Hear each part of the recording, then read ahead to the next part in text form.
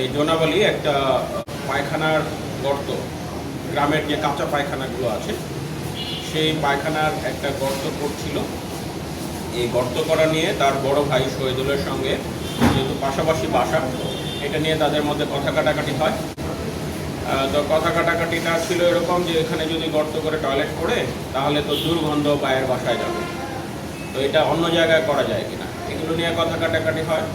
তো স্বাভাবিকভাবেই মা যৌক্তিক কারণেই বড় ছেলের পক্ষ নেয় যে হ্যাঁ তুমি এই জায়গায় না করে অন্য জায়গায় করলে ভালো হয়।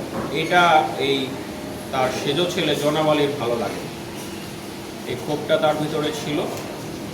তো একদিন পর 25 তারিখ মা আবার বড় ছেলে ছোট ছেলে সবার বাসায় ঘুরে ঘুরে থাকে, যে কোনো বাসায় যে কোনো সময় থাকে। ওই দিন মা তার বাসায় ছিল। তো জোনাবালি বাইরে থেকে অন্যান্য কাজ করে রাতে যখন ঘরে আসে তখন উনি তার বিছানায় বসা ছিল, মা উপরে ফ্যান ছাড়া ছিল।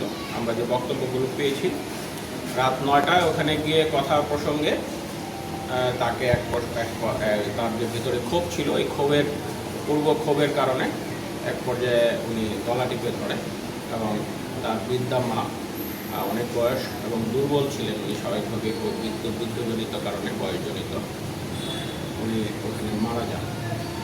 তো মারা যাওয়ার পর উনি একটু হতবিহ্বল হয়ে যান। তারপরে উনি স্বাভাবিক হয়ে তার এই মৃতদেহটাকে ওই যে সেই গর্ত করা যে টয়লেট, ওর যে মূল টয়লেটটা ছিল ওই টয়লেটের স্ল্যাব তুলে উনি মাকে ওই টয়লেটের ভিতরে ফেলে দেন। এরপর আবার টয়লেট লাগিয়ে রাখেন, ওই স্ল্যাবটা উনি বসিয়ে রাখেন। এরপর যখন দুর্গন্ধ বের হয় পৌঁছে 4 তারিখের দিকে উনি এই লাশটাকে তোলার জন্য মনস্থ করেন এবং তার ছেলে আলামিনের সহযোগিতা নেন। আলামিনকে তখন উনি বলেন, যখন অনেক দুর্গন্ধ বেরোচ্ছিল তারাও বলে কোথায় দুর্গন্ধ কী খুঁজতে খুঁজতে, তখন তারা